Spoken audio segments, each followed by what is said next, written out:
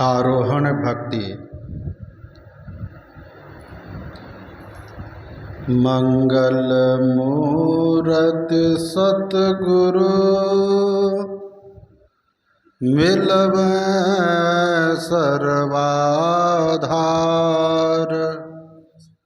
मंगलमय मंगल करनो विनबा बारंबार।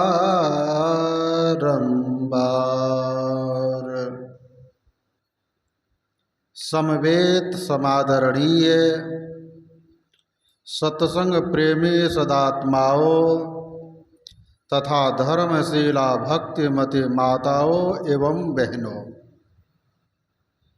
श्रीमद् भागवत महापुराण का एक प्रसंग है।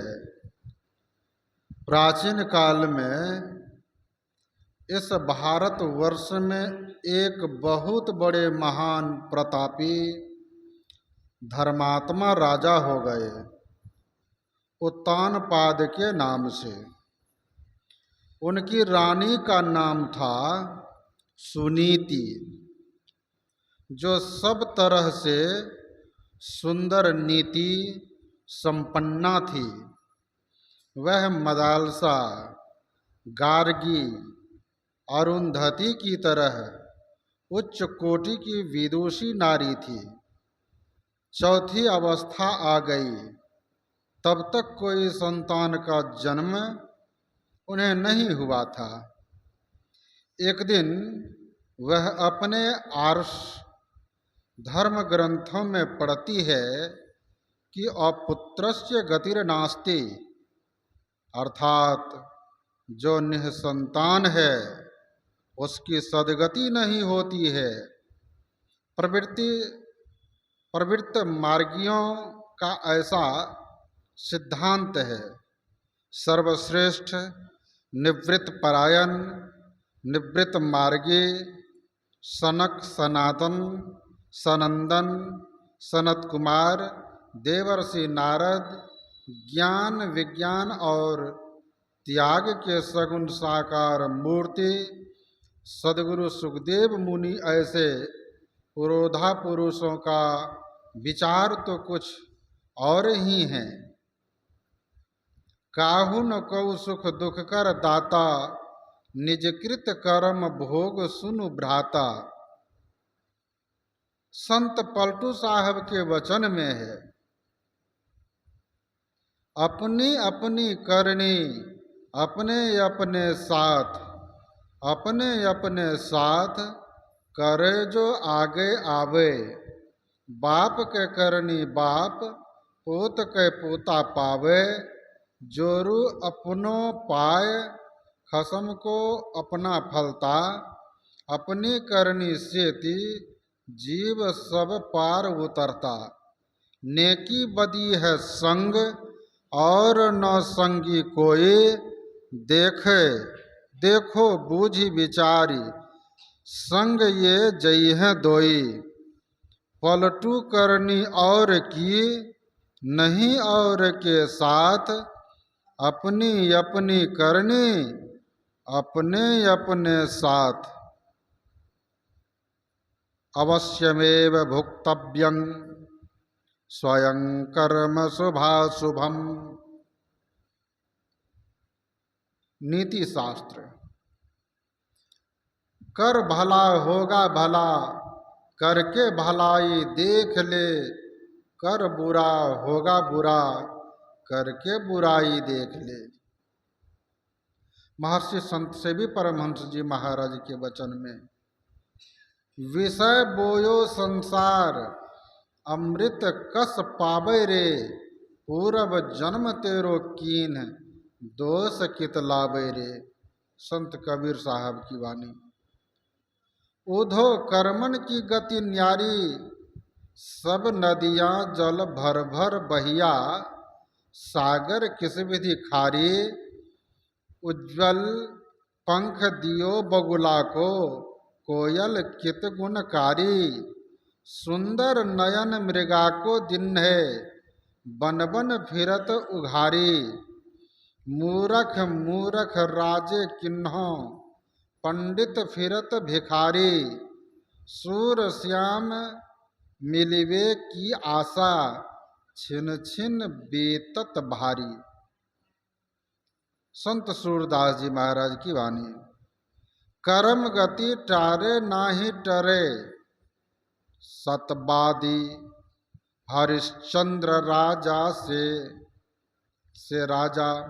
नीच घर नीर भरे, 5 पांडु और कुंती द्रौपदी, हाड़ हिमाल गरे। यज्ञ किए बलि लेन, इंद्रासन सो पाँव धरे। मीरा के प्रभु गिरधर नागर, विष से अमृत करे। मीराबाई की वाणी में है। कर्म गति टारे नाहि टरे, कर्म गति टारे नाहि टरी। मुनि वशिष्ठ से पंडित ज्ञानी, शोध के लगन धरी। सीता हरण मरण दशरथ को, वन में विपत्ति परे। कर्म गति टारे नाही टरी। कहाँ वह फंद कहाँ वह पारिधि, कहाँ वह मृग चरी। सीता को हरि ले गए रावण, सोन की लंक जरे। कर्म गति टारे नाही टरी। नीच हाथ हरिश्चंद्र बिकाने, बलि पाताल धरे। कोटि गाय नित दान करत नृग, गिरगिट जोनि पड़े। कर्म गति टारे नाही टरी। पांडव जिनके आप सारथी, तिन पर विपत पड़ी। दुर्योधन को गर्व घटायो, यदुकुल नाश करी। कर्म गति टारे नाही टरी। राहु केतु और भानु चंद्रमा, विधि संजोग परी। कहत कबीर सुनो भाई साधो, होनी हो के रहे। कर्म गति टारे नाहि टरे। यह निवृत्त मार्गियों, ऋषि मुनि, साधु संत महात्माओं का विलक्षण सिद्धांत है। सुनीति एक दिन प्रवृत्ति मार्गी सिद्धांत पढ़ती है। अपुत्रस्य गतिर्नास्ति, अर्थात गृहस्थी जीवन में संतान विहीन मनुष्य को सदगति नहीं होती है। यदि पुत्र हुआ तो पुंगनाम नरक से अपने माता पिता को त्राण कर देता है, इसीलिए उसको पुत्र कहते हैं। सुनीति अपने पति राजा उत्तानपाद के चरणों में प्रणाम करती है और हाथ जोड़कर निवेदन करके कहती है, पतिदेव, हम दोनों की चौथी अवस्था आ चुकी है, परंतु अब तक कोई संतान नहीं हो सकी और बिना संतान की सदगति नहीं कही गई है। स्त्री धर्म का समय निश्चित कहा गया है, लेकिन पुरुषत्व पुरुष धर्म का कहीं अंत नहीं बतलाया गया है। इसीलिए आप दूसरा विवाह कर लीजिए। उससे जो आपको पुत्र होगा तब आप भी पुत्रवान हो जाएंगे और मैं भी उस दिन से पुत्रवती कहलाऊंगी। इसीलिए मेरी प्रार्थना स्वीकार कर आप अपना दूसरा विवाह कर लें। सुनीति की नीति भरी वाणी सुनकर राजा उत्तानपाद साफ शब्दों में बोले, सुनीति, ये सब तुम क्या कह रही हो? अपने पैर पर कुल्हाड़ी मारने का प्रयास तुम क्यों करती हो? मुझको यह सब पसंद नहीं है। दूसरी रानी कैसे ब्याह कर आएगी? क्या ठिकाना है? हो सकता है भविष्य में तुमको बड़ा दुख झेलना पड़ेगा। इसीलिए उससे तो निसंतान रहना मैं पसंद करता हूँ। सुनीति कहती है, पतिदेव, यह मनुष्य का शरीर संसार का विषय सुख भोगने के लिए नहीं मिला है।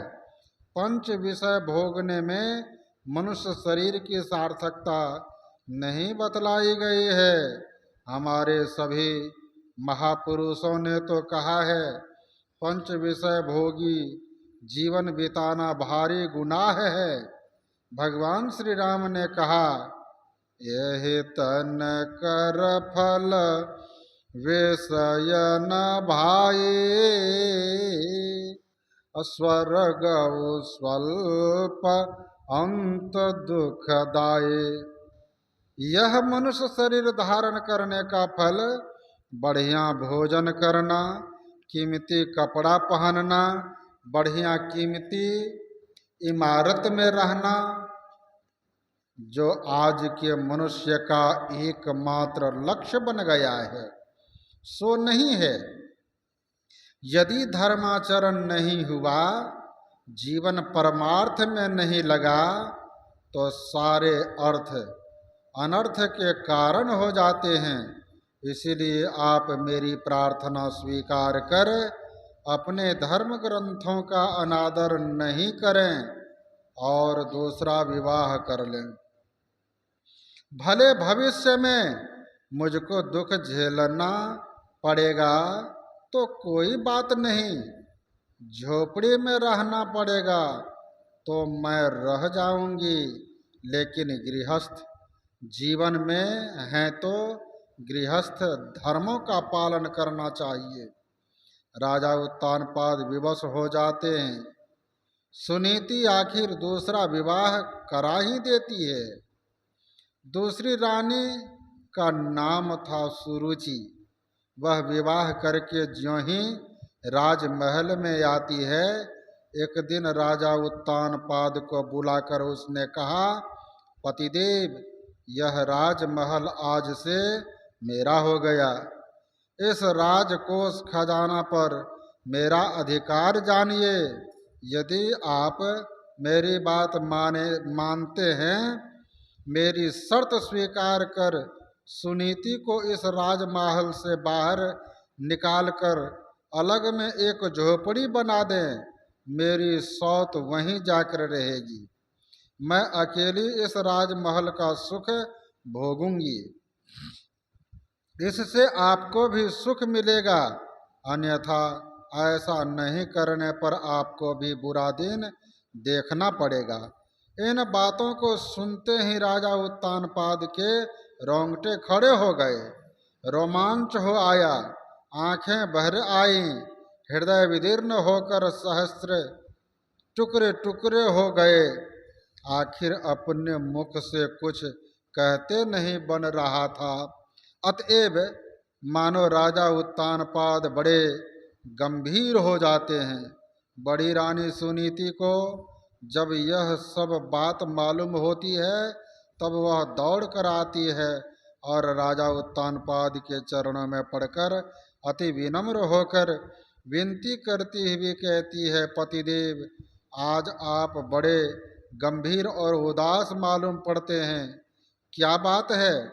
कौन सी विपत्ति आपके ऊपर आ पड़ी है? आप कहिए तो मैं सब दिन आपके सुख दुख में साथ रही हूँ। और साथ रहूंगी। जब तक मेरे घट में प्राण हैं आप दुखी न होवें। कुछ बोलते क्यों नहीं हैं? राजा उत्तानपाद बड़ी रानी को रोते रोते सब दुखड़ा सुनाते हैं। फिर बोले, देखो गौर करके सुनो, पहले ही मैंने तुमसे कहा था लेकिन तुमने मेरी बात नहीं मानी। आज उसका परिणाम देखो, क्या ही अभद्र रूप में सामने आ गया है। पहले ही हम लोग सुन चुके हैं कि सुनीति उच्च कोटि की विदुषी नारी थी। उसका ज्ञान बड़ा ही ऊंचा था। वह सब नीति संयुक्त सांत्वना भरी वाणी राजा साहब को सुनाती ही भी कहती है, आप किसी प्रकार नहीं घबराएं। सुरुचि रानी मेरी छोटी बहन है। मैं इस राजमहल का बहुत सुख भोग चुकी हूँ और छोटी बहन आज आई है। यदि वह इस राजमहल का विषय सुख भोगने में ही अपने जीवन को सार्थक मानती है तो मैं उसे आशीर्वाद के साथ धन्यवाद देती हूँ तथा उससे मैं प्यार करती हूँ। मैं सहर्ष झोपड़ी में रहना पसंद करती हूँ। पहले भी मैंने यह बात आपसे कही थी। आप सहर्ष उसे कह दें कि मैं तुरंत चलूँगी और राजमहल से बाहर आप झोपड़ी का निर्माण करवावें। मैं वहीं रहूँगी और वहीं से मेरी शुभकामना छोटी बहन के साथ रहेगी। कैसा ज्ञान, कैसा ऊंचा आदर्श। राजा साहब राजमहल से बाहर एक झोपड़ी तैयार करवाते हैं। सुनीति उस झोपड़ी में आकर रहना प्रारंभ कर देती है। राजा का स्नेह सुनीति के प्रति हृदय में और अधिक दिन दूना रात चौगुना बढ़ गया। उसी सहिष्णुता युक्त उसका सद्ज्ञान सद्विचार एवं उसकी सुंदर नीति सुन करके राजा का हृदय बड़ा ही प्रफुल्लित हो गया। वे बराबर वहाँ जाते आते रहते, सुनीति से बराबर जाकर मिलते रहते थे। संतवाणी में आया है, धीरे धीरे रे मना धीरे सब कुछ होय, माली सींचे 100 घड़ा ऋतु आए फल होय। रे मन धीरज काहे न धरे, धीरज कारज होत है, काहे होत अधीर। धैर्य धारण करने से सब काम बनता है और धैर्य खोने से बना हुआ काम भी बिगड़ जाता है। इसीलिए किसी भी परिस्थिति में धैर्य और धर्म नहीं खोना चाहिए। हम लोगों के यहाँ मैथिली में एक कहावत है, धर्म करेत जो हुए हैन, तैयो ने छोड़ी धर्म के बैन। संत शिरोमणि गोस्वामी तुलसीदास जी महाराज दोहावली में लिखते हैं, सही कुबोल सांस्कृति सकल अंग अनट अपमान, तुलसी धर्मन परिहरिय करे कहे गए सुजान।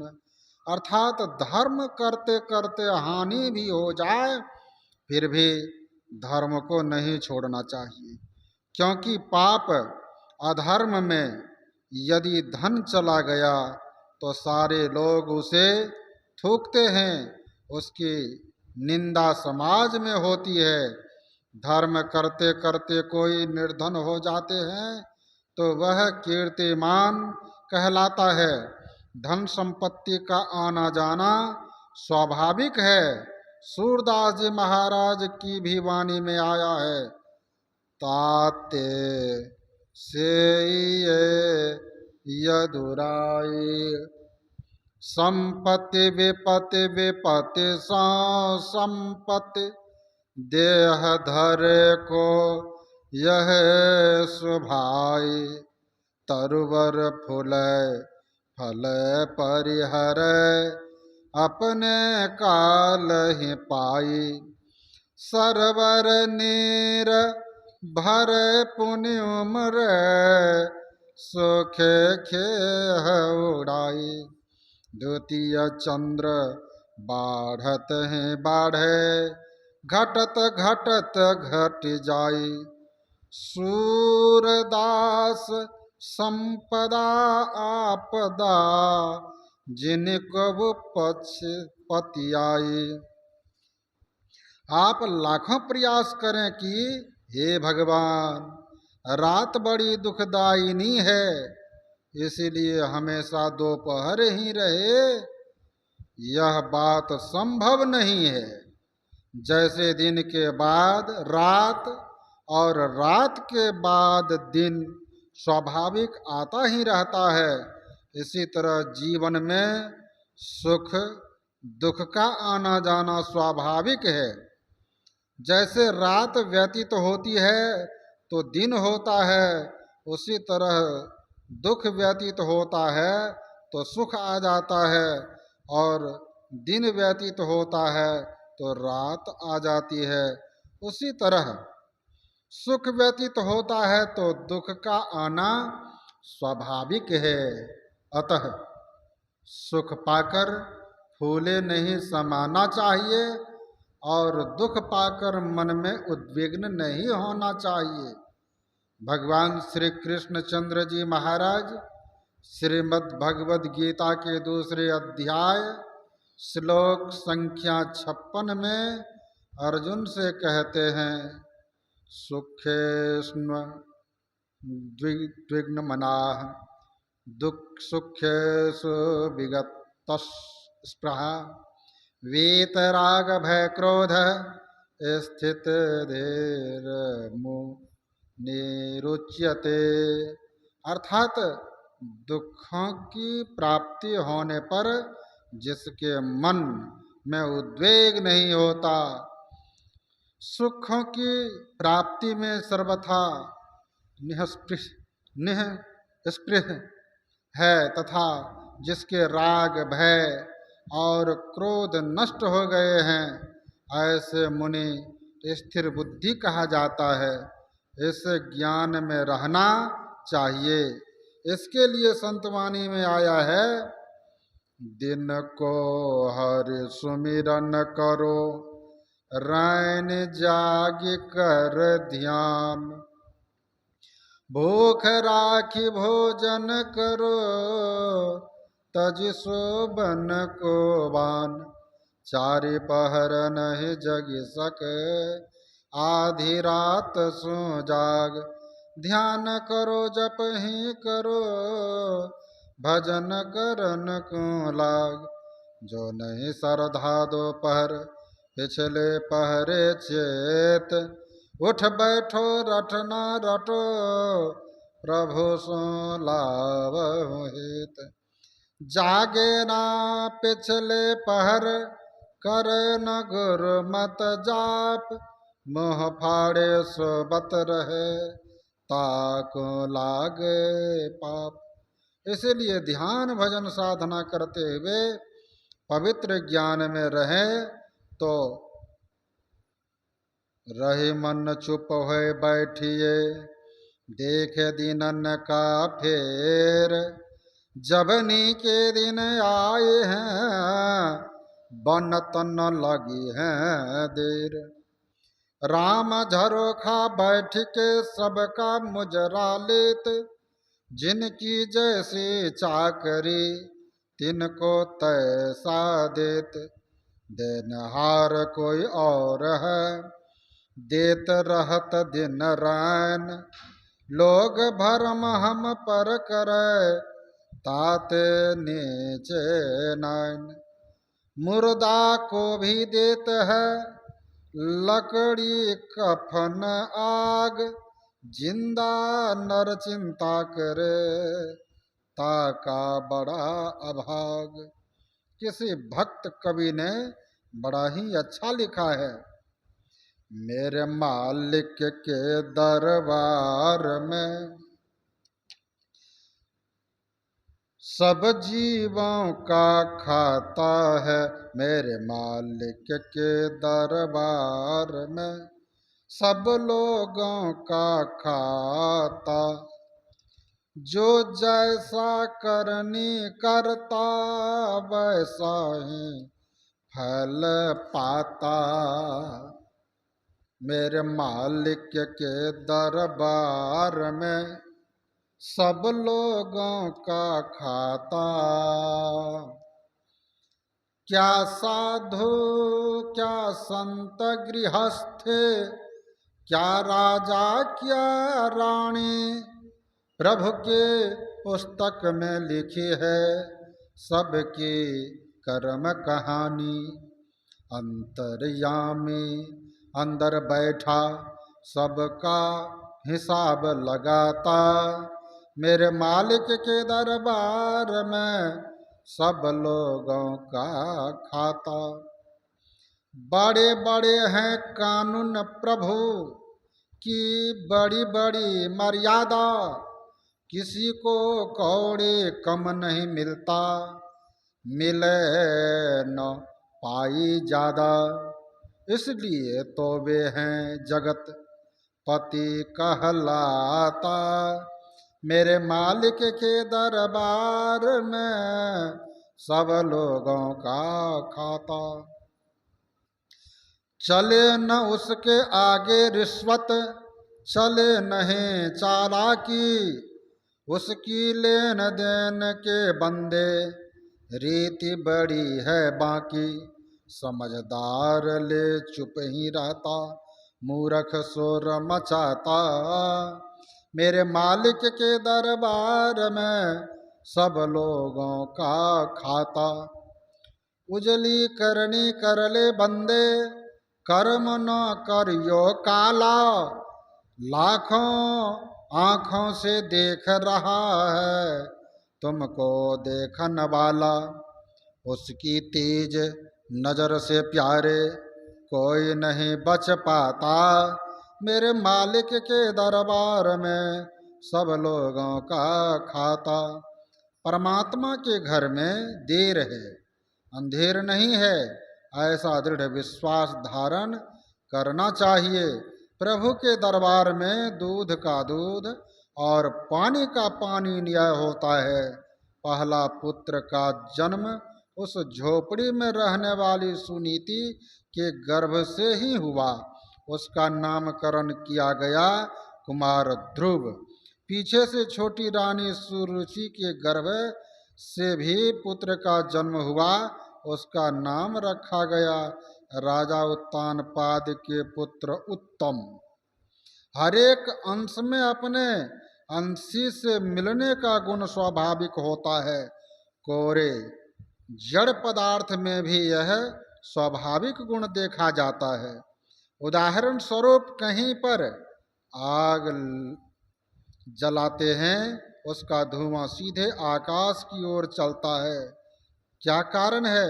अग्नि का सबसे बड़ा गोला सूर्य भगवान है, जो पृथ्वी से 15 लाख गुना बड़ा है। वह शून्य आकाश में लटका हुआ है। उसी का एक छोटा सा अंश जो पृथ्वी पर की अग्नि पार्थिक अग्नि कहलाती है। सूर्य अग्निपुंज का अंश होने के कारण देखा जाता है कि कहीं भी आग सुलगती है तो उसका लौ सीधे आकाश की ओर चलती है। अर्थात प्रत्येक अंश में अंशी से मिलने का गुण स्वाभाविक पाया जाता है। अंश जब अपने अंशी को प्राप्त कर लेता है तब वह सुखी हो जाता है। अन्यथा संसार में स्त्री पुत्र माता पिता जमीन कीमती इमारत खजाने शरीर इंद्रियां कीमती गाड़ी इत्यादि कोई सुख देने वाले नहीं है। इन सबों में सुख की मान्यता अज्ञानता भ्रम मात्र है, क्योंकि सुख तो शांति में है। त्याग का भूषण शांति है, तुलसी अमल अदाग। बोलिए प्रेम से श्री सद्गुरु महाराज की जय।